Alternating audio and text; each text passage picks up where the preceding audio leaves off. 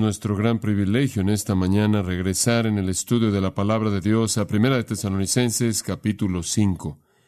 Estamos llegando rápidamente al final de esta gran epístola. Nos encontramos en los versículos 21 y 22 en una serie especial de 3 partes titulada Un llamado al discernimiento. Permítame leerle el texto de Primera de Tesalonicenses 5, versículos 21 y 22. Examinadlo todo, retened lo bueno, absteneos de toda especie de mal. Este es un llamado al discernimiento. Es ese llamado que ha motivado nuestro estudio, nuestro análisis, y espero que nuestra exhortación al discernimiento a lo largo de las últimas semanas. Y llevamos esa breve serie a una conclusión en esta mañana. Una de las historias griegas que la mayoría de ustedes ha oído es la historia acerca de la conquista de la ciudad de Troya.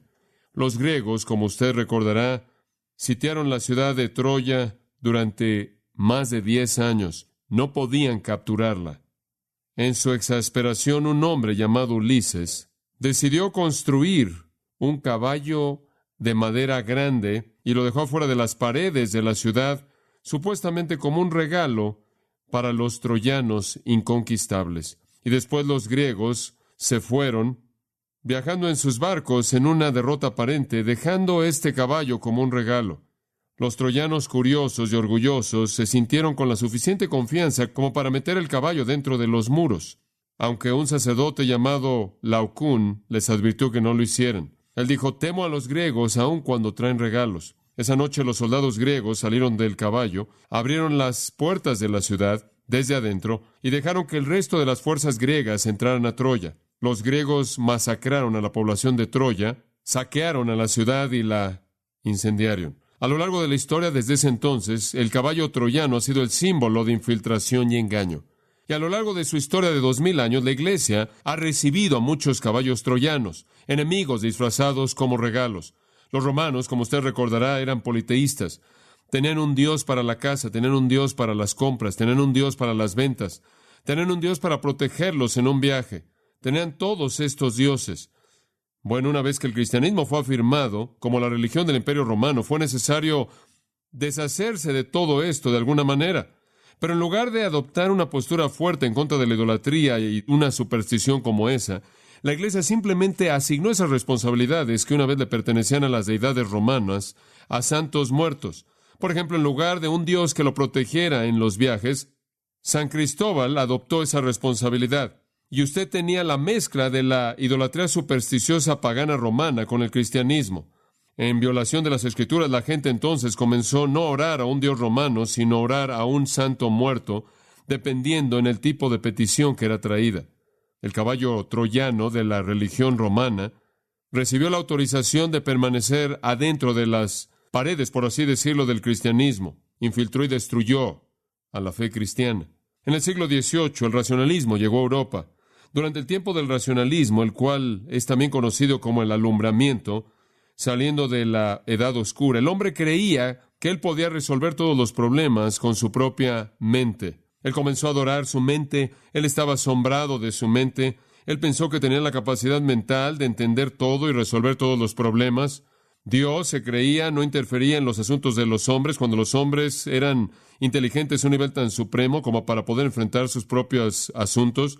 En el mejor de los casos, Dios creó el mundo y simplemente lo dejó, y ahora dependía del hombre, y entonces decidieron que, debido a que la mente del hombre era definitiva, cualquier cosa que la mente del hombre no podía concebir o entender no era verdad. Y entonces fueron a la Biblia y todo lo que no parecía racional, razonable, lógica, intelectual fue eliminado. Y de esta manera todos los milagros de la Biblia fueron negados. Y después comenzaron a negar las grandes verdades sobrenaturales acerca de Dios y Cristo y el Espíritu Santo, y el liberalismo teológico fue el producto.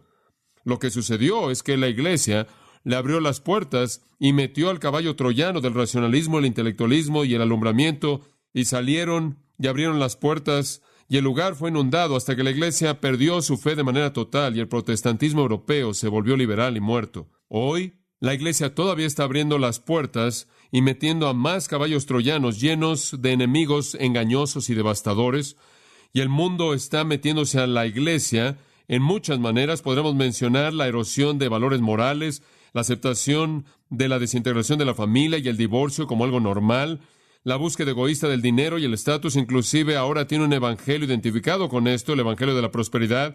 Podremos mencionar el caballo troyano del pragmatismo, la psicología. Podremos mencionar el caballo troyano del misticismo, las búsquedas intuitivas de la verdad. La iglesia ha metido a muchos caballos troyanos y están permitiendo que entren los ejércitos de enemigos en la iglesia. Esta es una estrategia satánica. Satanás no va a venir a la iglesia, al púlpito, por invitación, porque no lo van a invitar. Él no va a entrar a una iglesia evangélica o a una televisión o radio cristianas y vender sus mentiras miserables y doctrina pervertida abiertamente como Satanás. Él no lo va a vender de manera opuesta a la verdad. Él va a venir como un regalo, como un caballo troyano, y él va a hacer algo sutil. Él va a promover sus mentiras y sus engaños de manera sutil, de manera engañosa, alejando a la gente de la verdad de Dios y llevándola al error destructivo. Va a mezclar un poco de verdad, él va a colocarlo en la boca de uno que dice hablar por Jesucristo, él va a incluir algunos versículos bíblicos en esta idea, él va a apelar o va a hacer lo que apela al egoísmo del hombre y el orgullo y la carne en el nombre de la bendición espiritual, y multitudes, de manera ingenua, por no ser discriminadoras, van a ser como ovejas llevadas al matadero. Pablo lo dijo cuando le escribió a Timoteo. Él dijo, así va a ser, espéralo. En los postreros tiempos algunos apostatarán de la fe porque han puesto atención a espíritus engañadores y doctrinas de demonios hablados por mentirosos hipócritas. Habrá engaño, habrá hipocresía. Segunda de Pedro, Pedro dice lo mismo. Los falsos profetas, los falsos maestros introducirán encubiertamente herejías destructivas. La gente seguirá su sensualidad. En su avaricia los van a explotar. Son avaros, son sensuales, van a explotar mediante el engaño. Y hay millones de personas adentro de las paredes de la iglesia en la actualidad quienes básicamente están siendo destruidas por los ejércitos invasores y extranjeros de los caballos troyanos que se les ha permitido entrar a las paredes de la iglesia. Ahora, nuestra única defensa es ser sanos, saludables y fuertes en el conocimiento de la verdad. Nuestra única defensa consiste en ser personas que disciernen y discriminan. El problema es que vivimos en una época en la que el clima en la iglesia no tolera eso, cuando discriminar y discernir no es popular. El clima en la iglesia en la actualidad, de hecho, es intolerante hacia el discernimiento. Quiere que todo mundo sea amoroso. Quiere elevar el amor y la unidad y actitudes que no dividen. No digas nada en contra de un hermano, no digas nada que es divisivo. Todo mundo tiene derecho de creer lo que quiere. Seamos amorosos, seamos unidos. Y como le dije la última vez, Satanás sabía que no recibiríamos la teología liberal y entonces nos vendió la hermenéutica liberal, lo cual eventualmente nos va a llevar a su teología.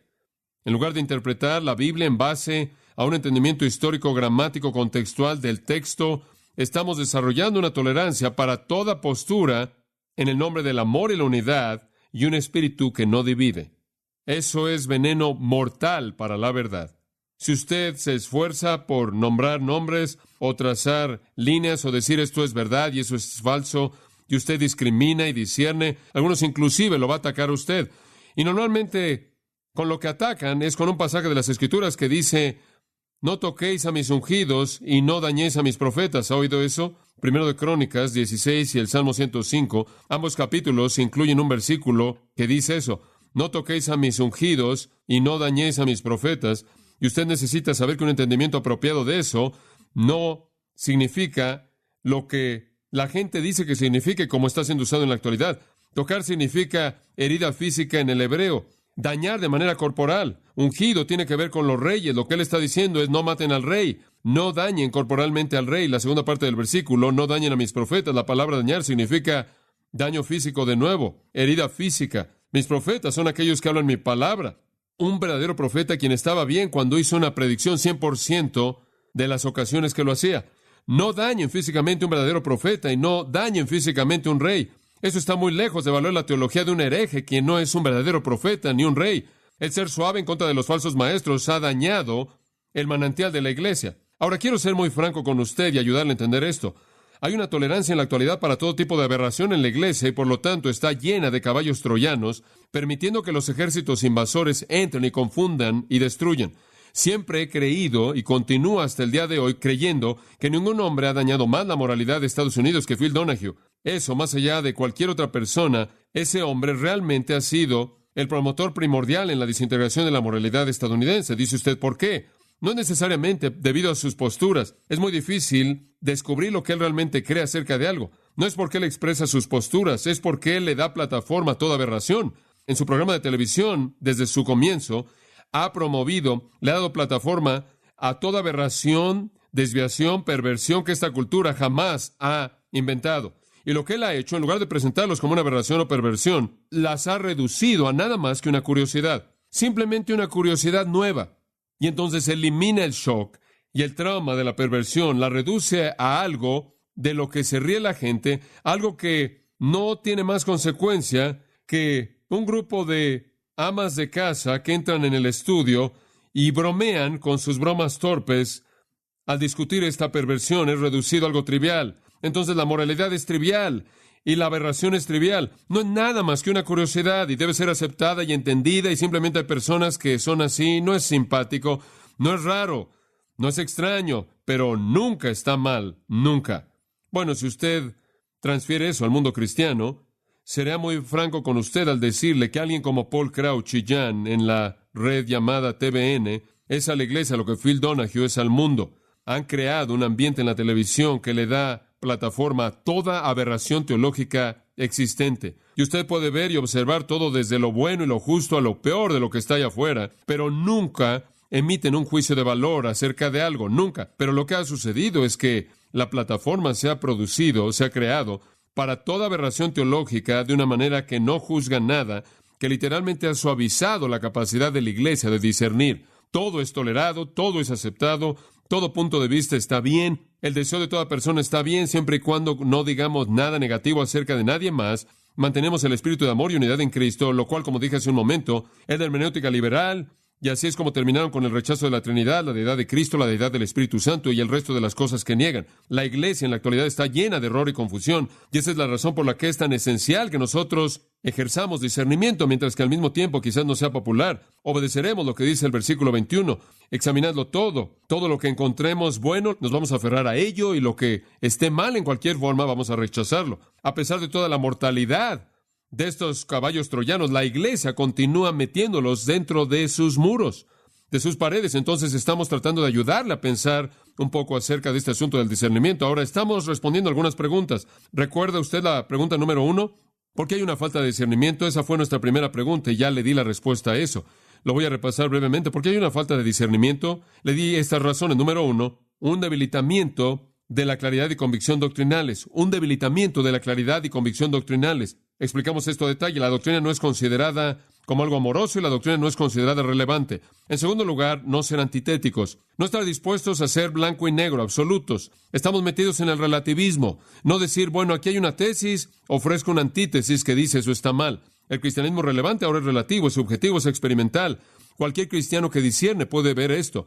Inclusive hace años atrás, cuando C.S. Lewis escribió Cartas a un demonio, el cual es un encuentro imaginario con el jefe de los demonios, quien está desarrollando una estrategia para destruir la iglesia, y él está tratando de preparar otro demonio con otro nombre acerca de cómo destruir a la iglesia, y en un pequeño escenario, este demonio, instruyendo al otro, le dice, así es como tienes que mantener a los cristianos de manera totalmente confundidos. Mantén su mente lejos de la antítesis entre lo que es lo verdadero y lo falso. Y C.S. Lewis tenía razón. Si usted puede hacer que los cristianos abandonen la enseñanza crítica antitética y conocer la diferencia entre lo que es verdadero y falso, usted puede confundirlos de tal manera que usted puede enseñarles absolutamente cualquier cosa. En tercer lugar, otra causa es una preocupación con la imagen y la influencia como la clave del evangelismo. Hablamos de la idea de que hay algunos en la actualidad que dicen que necesitamos suavizar nuestro mensaje, quitar toda la ofensa del evangelio, hacer que los servicios sean cómodos y que los disfruten los pecadores incrédulos, quitar lo que puede ofender, confrontar, condenar, juzgarlos o convencerlos de pecado, y buscar la popularidad con los que rechazan a Cristo, que no están convertidos. Y si vamos a edificar la iglesia, tenemos que ser populares con el mundo. La imagen y la influencia es lo que importa. Tenemos que salir y promover nuestro mensaje para que a la gente le guste, y si podemos empacarlo de tal manera que les gusta, también les va a gustar Jesús. En cuarto lugar, no interpretar apropiadamente las Escrituras. Y hablamos de esto la última vez. Usted tiene predicadores no preparados, ignorantes y maestros que terminan inventando su propia teología, inclusive conforme hablan. Ni siquiera saben lo que es hasta que sale de su boca. Hay otros que están preparados, pero no usan las herramientas para interpretar y prefieren contar anécdotas y predicar psicología y demás.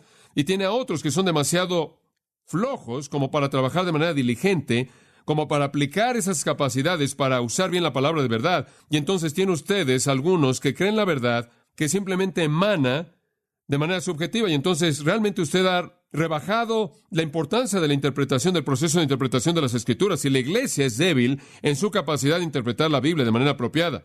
En quinto lugar, otra causa de este desastre en la iglesia, la falta de discernimiento, es no disciplinar en la iglesia. Y le dijimos que en donde usted disciplina el pecado en una iglesia, usted levanta una pared, un muro entre la iglesia y el mundo, y es claro que el mundo está aquí y la iglesia está aquí, y usted puede distinguir entre los dos. Si usted no disciplina en la iglesia, el mundo entra a la iglesia, se mezclan, y usted no puede distinguir el uno del otro. Y entonces usted no puede implementar la disciplina de la iglesia, porque ¿a quién va usted a disciplinar? Usted ha derribado el muro entre el mundo y la iglesia. Esa resistencia a enfrentar de manera fuerte y firme y públicamente el pecado lleva a una falta de discernimiento en la iglesia. Y finalmente, inmadurez espiritual. Hablamos del hecho de que los cristianos inmaduros no pueden discernir, no tienen sus sentidos ejercitados para discernir entre el bien y el mal. Son como niños llevados por doquier de todo viento de doctrina. Ahora, esas son las causas para la falta de discernimiento espiritual. Tomemos una segunda pregunta y después una tercera esta mañana y vamos a concluir con nuestra serie. Segunda pregunta, ¿qué es el discernimiento espiritual? Muy bien, hemos visto que no lo tenemos. Ahora vamos a encontrar una definición. ¿De qué estamos hablando? ¿Qué es esto? Antes de que le dé una definición simple, permítame decirle que cualquier pastor, cualquier maestro de la Biblia, o cualquier profesor que enseña la palabra de Dios debe rendir cuentas por conocer la respuesta a esta pregunta. ¿Qué es el discernimiento espiritual? Ciertamente debe estar en todo examen de ordenación. ¿Qué es el discernimiento espiritual y qué tan importante es? ¿Por qué? Porque es lo que hacemos. No es diferente de un doctor cuya profesión es el discernimiento. La tarea de ser un doctor médico eficaz es que usted tiene que tener la capacidad de ver la situación de una persona de manera física, a nivel físico, y usted a través del entendimiento apropiado debe juzgar qué condición es, qué significa y cuál es la cura. Todo tiene que ver con el entendimiento, identificar los síntomas, evaluar ciertos factores en la vida y determinar lo que está mal y determinar lo que está bien, qué es lo que tiene que hacer con lo que está mal para que pueda ser corregido. Debemos diagnosticar y encontrar una cura. Es como si fuéramos doctores o personas en el campo médico. Y lo mismo es el caso en términos del ministerio. Nuestra responsabilidad consiste en discernir la verdad de Dios y su aplicación a la vida espiritual. Debemos estar muy, muy bien preparados y ser muy capaces en el asunto del discernimiento. Ahora, necesitamos hacer eso para que podamos evaluar la verdad y el error y para que podamos aplicar la verdad de manera apropiada. Ese es lo que hacemos. Cualquier persona en el ministerio que no discrimine y discierne ha fracasado en aquello a lo que han sido llamados y en aquello en lo que han sido preparados a hacer. En esto consiste lo que hacemos. Ahora, permítame darle una definición simple. El discernimiento es la capacidad de separar la verdad divina del error y la verdad a medias. Es la capacidad de separar la verdad divina del error y la verdad a medias. Hemos sido llamados a esto. En 1 Timoteo, recordará usted, Pablo le está escribiendo a él y nos da cosas que necesitamos saber si estamos en el ministerio, porque esto se aplica a nosotros. Él dice, constantemente, 1 Timoteo 4:6, debes estar constantemente nutrido con las palabras de la fe y de la sana doctrina que has seguido, y no debes tener nada que ver con fábulas mundanas que son apropiadas solo para mujeres de edad, lo cual en cierta manera era una manera de expresar la filosofía contemporánea. Usted tiene que conocer la diferencia entre lo que está saliendo del mundo y la verdad de Dios. Usted tiene que conocer eso. Usted tiene que tener la capacidad de distinguir eso. Si quiere ser un buen siervo de Jesucristo, debe estar nutrido de manera continua por las palabras de la fe y de la sana doctrina y poder reconocer la basura. Usted tiene que tener la capacidad de hacer eso. Más adelante en el 4:13 él dice, ocúpate en la lectura, la exhortación y la enseñanza. Y ahí en el versículo 16, ten cuidado de ti mismo y de la doctrina. Debes separar, debes conocer la verdad, debes distinguirla del error. Vaya al 6:2, él dice, y los que tienen amos creyentes, no los tengan en menos porque son hermanos, sino sírvanlos mejor, porque son participantes del beneficio de todos los creyentes que tienen y son amados. Después de toda esta enseñanza, él dice esto, y esto incluye todo lo que tenemos regresando hasta el versículo 5, y dice, esto manda y enseña. En el versículo 3, si alguno enseña algo diferente y no se conforma a las sanas palabras de nuestro Señor Jesucristo y a la doctrina que es según la piedad, está envanecido y no entiende nada. Ahora usted tiene que tener la capacidad de distinguir. Si alguien viene con algo diferente, él está envanecido, él no entiende nada. Él simplemente está contendiendo acerca de cuestiones, acerca de palabras que producen envidia, contienda, malas sospechas, fricción constante y demás. Debes apegarte a la doctrina sana, enseñe, predica estos principios Y cualquier cosa que tiene algo diferente, que no está de acuerdo con esto, está engañado y no sabe nada. Eso es un llamado al discernimiento. Ahí en el versículo 13, él manda otra vez a Timoteo, y después en el versículo 14, a que guarde el mandamiento. Y yo tomo ahí el mandamiento significa, involucra o incluye toda la escritura revelada. Guárdalo, protégelo, de tal manera que no tenga mancha ni reprensión hasta la aparición del Señor Jesús. Después vaya al versículo 20, oh Timoteo, ahora se está apasionando. Guarda lo que se te ha encomendado. ¿Qué es eso? La verdad. Evitando la enseñanza mundana y los argumentos de lo que es falsamente llamado ciencia, la cual profesando algunos se apartaron de la fe. Timoteo, guarda la verdad, guárdala y conoce la diferencia entre la verdad y el error mundano, y las palabras vacías y la falsamente llamada ciencia. Tienes que hacer eso es discernimiento. Esas son palabras fuertes, amados. Preservar la verdad, no adulterada y pura, guardar el tesoro en contra de aquellos que lo quieren corromper. Entonces, cualquier persona en el ministerio es llamado a la tarea de desarrollar y refinar la capacidad de separar la verdad divina del error y la verdad a medias. Ahora, podrá ser útil hacer algo de estudio de trasfondo de las palabras que son usadas en la Biblia de manera muy breve. Dos palabras clave emanan de las Escrituras cuando hablamos del discernimiento. Una es la palabra hebrea bin y la otra es la palabra griega diacrino. El término hebreo bin es usado 247 veces en el Antiguo Testamento y ha sido traducido de maneras diferentes. Algunas veces traducido discernir, algunas veces distinguir, algunas veces entender, pero tiene la idea de tener la capacidad de separar. Está relacionado con el nombre bayin, que significa espacio en medio. Inclusive está relacionado con el término de proposición, el cual es ben. Bayin, ben, bin, significa separar o en medio. Entonces, la palabra tiene la idea de tener la capacidad de colocar espacio entre cosas. Usted no puede mezclar esto. Esto está por aquí, esto está por allá. No se mezclan. Esto significa que está separando dos realidades que no se pueden mezclar. Y ese es un proceso de separación en el que consiste el discernimiento. Separar algo de otra cosa, porque hay una diferencia ahí y debe hacerse una distinción. El discernimiento, entonces, es la capacidad en llegar al entendimiento y el conocimiento de la verdad de Dios mediante un proceso de separación. Yo hago esto todo el tiempo. Todo lo que leo, todo lo que oigo, tengo que colocarlo por el filtro y separar lo que no es verdad de lo que es verdad. Ese proceso de separación es discernimiento. De nuevo es el concepto de antítesis. Ahora, el término griego es diacrino, significa separar. Con frecuencia se traduce juzgar. ¿Pero qué hace un juez? Un juez es un juez, en teoría, porque tiene la capacidad de oír una cantidad enorme de información, leer una cantidad de información enorme y separar, ¿qué? La verdad del error y hacer un juicio. Eso es lo que un juez hace. Él discierne.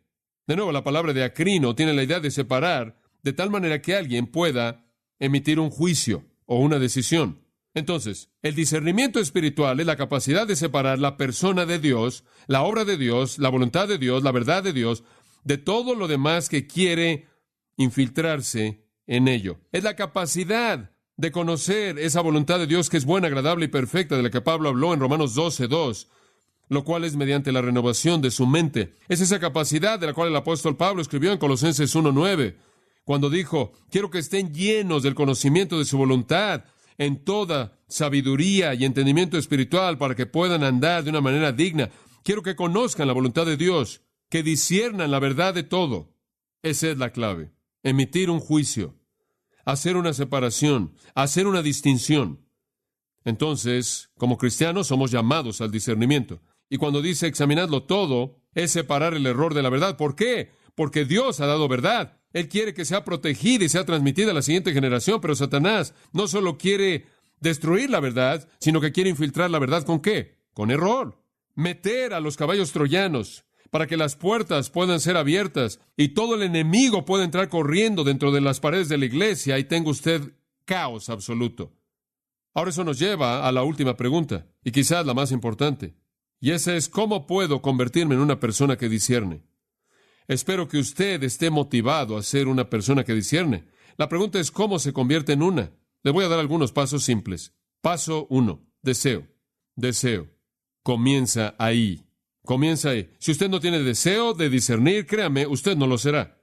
Si su único deseo es ser feliz, tener salud, tener riqueza, ser próspero, sabio, si su único deseo es estar satisfecho, estar cómodo, si su único deseo es propagar lo que usted cree y lo que usted siente y lo que usted piensa, si su único deseo es asegurarse de que lo que usted cree sea oído en todos lados, usted nunca será una persona que discierne. El discernimiento sale de un deseo nacido de la humildad. Una humildad que dice, no sé, no confío en mi propio juicio, debo convertirme en alguien que discierne. Un deseo que viene del hecho de que yo creo tanto en la palabra de Dios y la verdad de Dios y entiendo de manera tan clara los ataques de Satanás y su deseo de infiltrar la herejía que destruye, que debo ser una persona que discierne. Sé que tengo la capacidad de engañar, puedo ser engañado. Sé que no puedo confiar en mis propios sentimientos y anhelos y emociones y pensamientos y conceptos. Debo discernir. Sé que puedo ser desviado y engañado por la falsa doctrina. Debo discernir.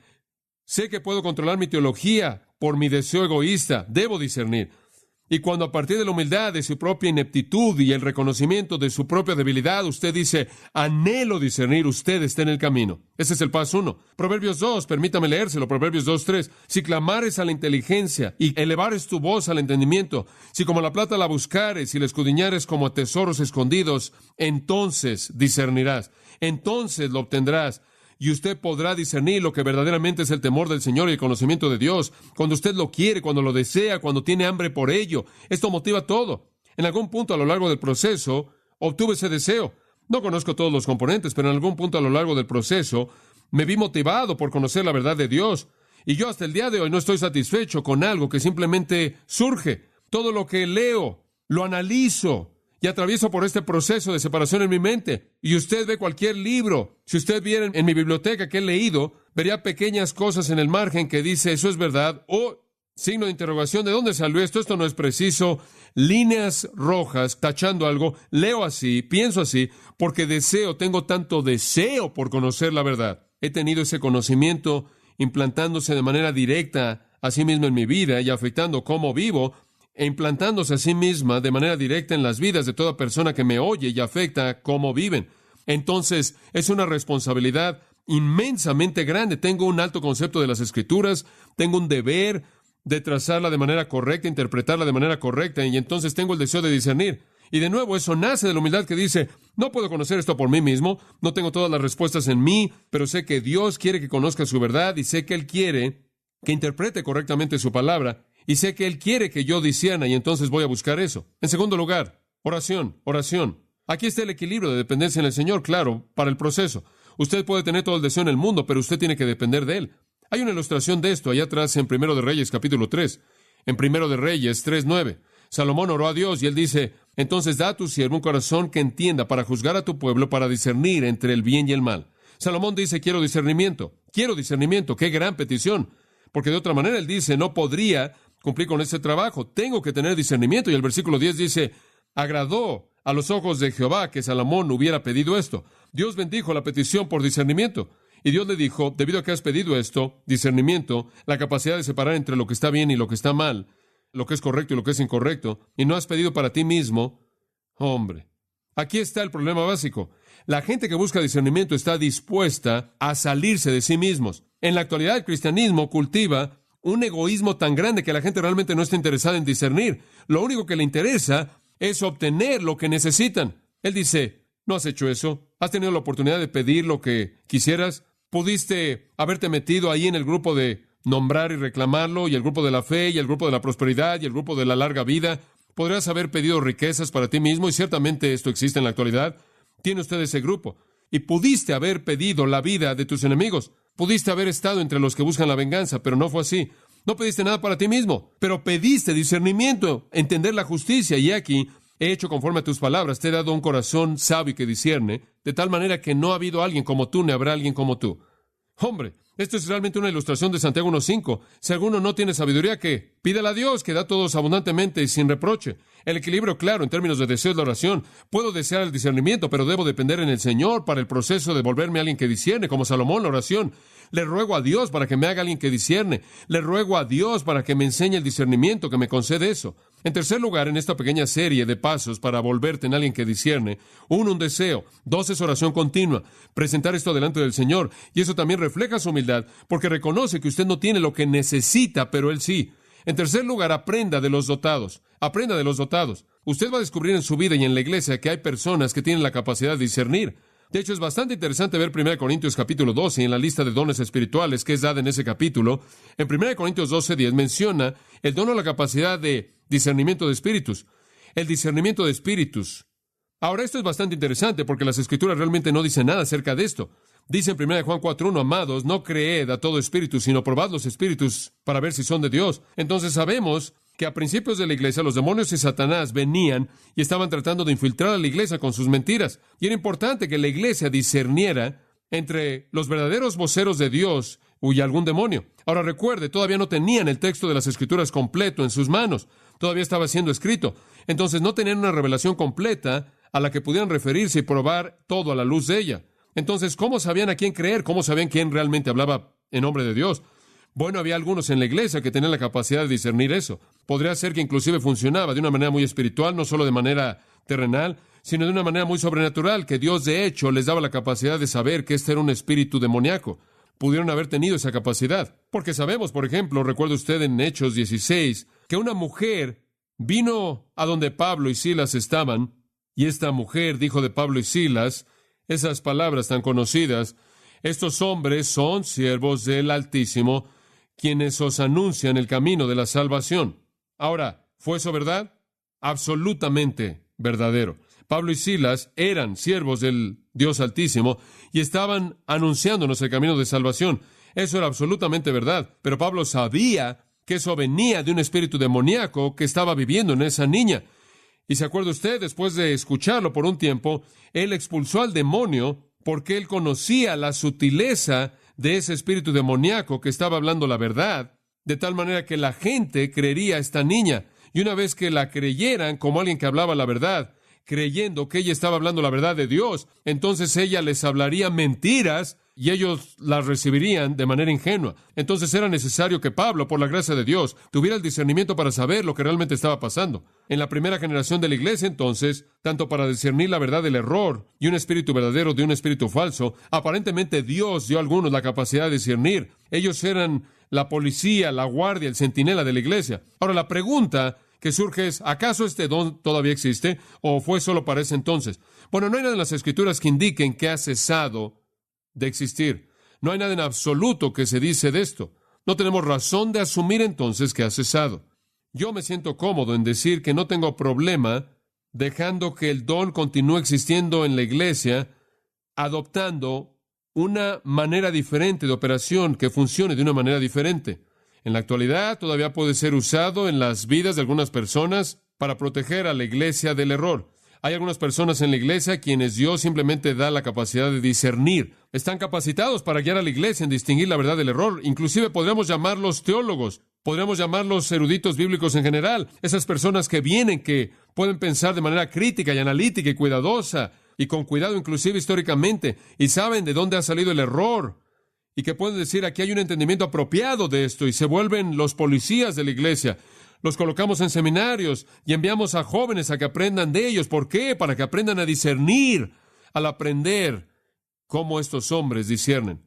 No sé cómo usted lo quiere llamar, quizás usted se siente incómodo llamándolo todavía el don de discernimiento de espíritus, pero me parece obvio que Dios ha colocado algunos en la iglesia que de manera única son modelos de discernimiento que podemos seguir.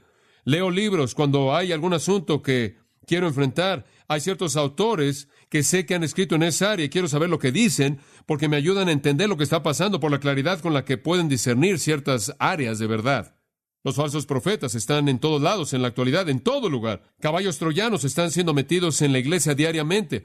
Y hay algunas personas que son dotados por Dios para desenmascarar estos falsos profetas. Algunas personas dotadas por Dios para discernir estas cosas. Yo me acuerdo cuando estaba creciendo y la iglesia realmente estaba involucrada en el trabajo inmenso de atacar a las sectas como los mormones y los testigos de Jehová y otras sectas. Hubo una proliferación de escritos en contra de las sectas por parte de personas que se habían levantado dentro del cuerpo de Cristo para ayudar al cuerpo a pensar de manera crítica y clara acerca del error de esos grupos en particular. Entonces hay algunos que están desenmascarando a los falsos profetas. Necesita aprender de ellos. Sea que usted se siente bajo su enseñanza, se siente bajo su predicación, lea sus libros, o sea que los conozca personalmente. Están en la iglesia en la actualidad quizás para identificar a los demonios, quizás para identificar la carnalidad, ciertamente para identificar el error en la doctrina. Son atalayas para la iglesia. Aprendemos de ellos.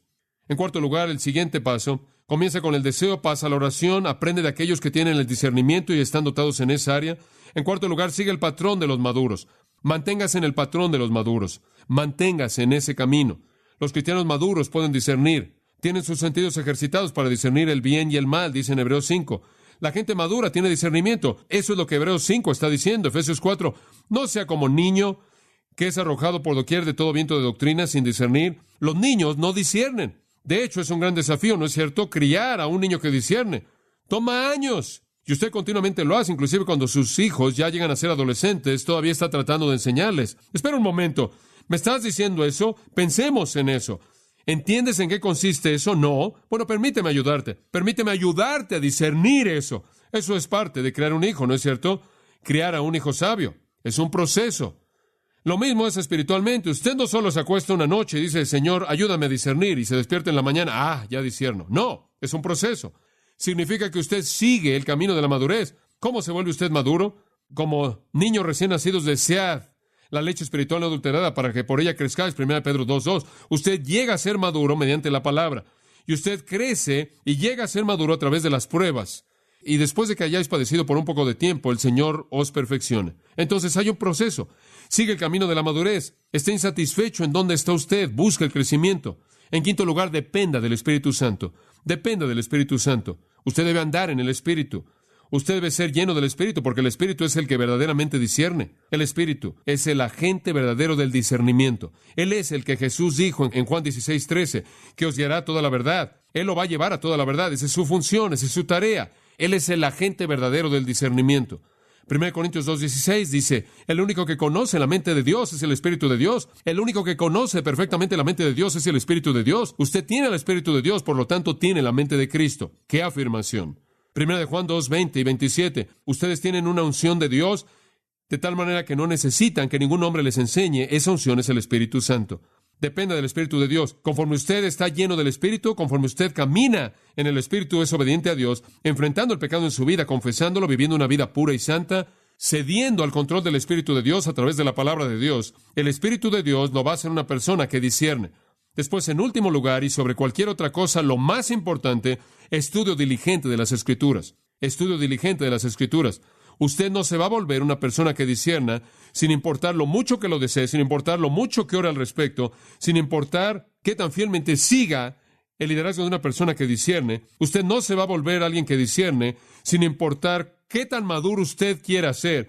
Y no importa cuánto dependa del Espíritu Santo, a menos de que usted estudie de manera diligente la palabra de Dios. Porque es ahí en donde usted va a aprender los principios para el discernimiento. Porque es ahí en donde usted va a aprender la verdad. ¿Se acuerda usted de la iglesia noble Berea? Apenas nuevos en la fe, pero en Hechos 17:11 dice que escudriñaban las Escrituras cada día para ver si estas cosas eran así. Aquí estaban realmente saliendo de un trasfondo en el que no conocían nada, pero sabían lo que tenían que buscar y entonces fueron al Antiguo Testamento para ver si estas cosas eran así. El discernimiento florece solo en un ambiente de estudio bíblico fiel e intenso. Lo vuelvo a decir. El discernimiento florece únicamente en un ambiente de estudio bíblico fiel e intenso.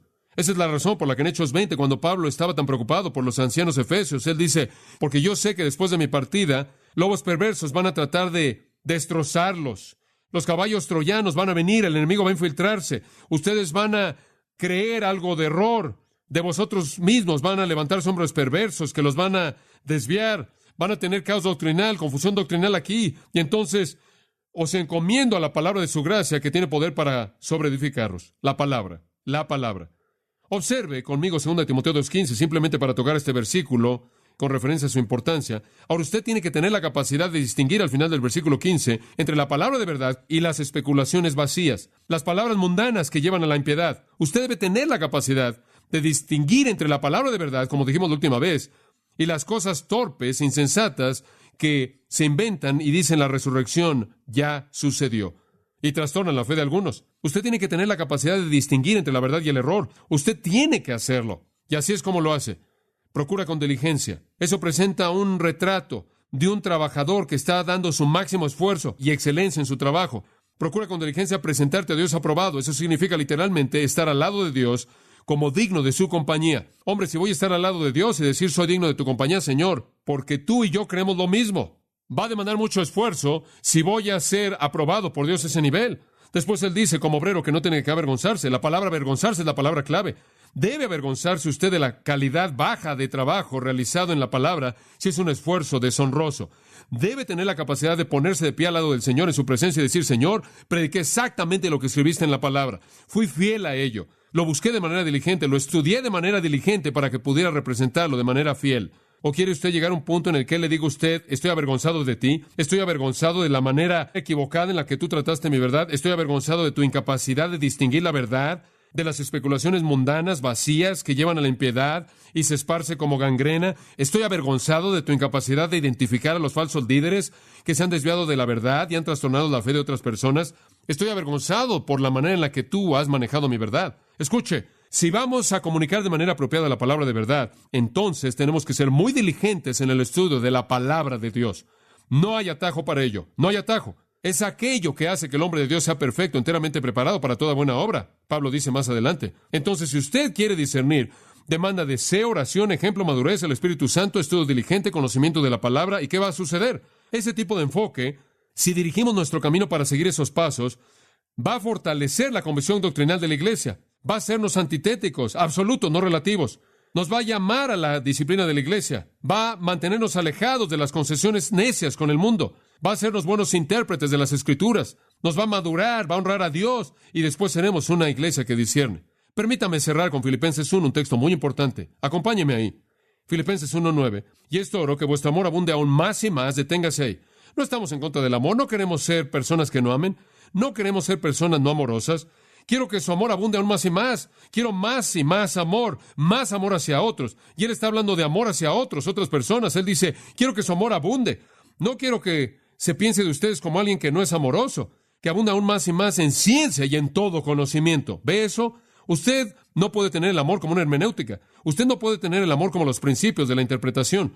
Usted debe tener más y más y más amor, pero ese amor está contenido en el conocimiento real o el conocimiento de la realidad y el discernimiento. Entonces aprobaréis lo que es mejor. Versículo 10. Entonces serán llenos del fruto de justicia. Versículo 11.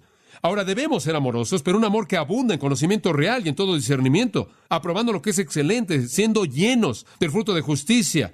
Y ambos, versículos 10 y 11, él dice: y eso se va a manifestar en el futuro en su gloria. Ese es el llamado de Dios al discernimiento. Inclinémonos en oración. Señor, hemos sido bendecidos en estos días al haber considerado este tema importante. Y te pedimos que nos des entendimiento inclusive de esto, para saber por qué hay una falta tan grande de discernimiento, para entender lo que es el discernimiento y ahora saber y el cultivar ser una persona que discierne. Padre, ayúdanos a guardar la verdad, a guardar el tesoro, a transmitirlo de manera pura y no adulterada a nuestros hijos y a otra generación. Ayúdanos, Señor, a no ser víctimas de los caballos troyanos que han entrado a la iglesia como regalos y han terminado liberando a muchos ejércitos enemigos para despedazarnos.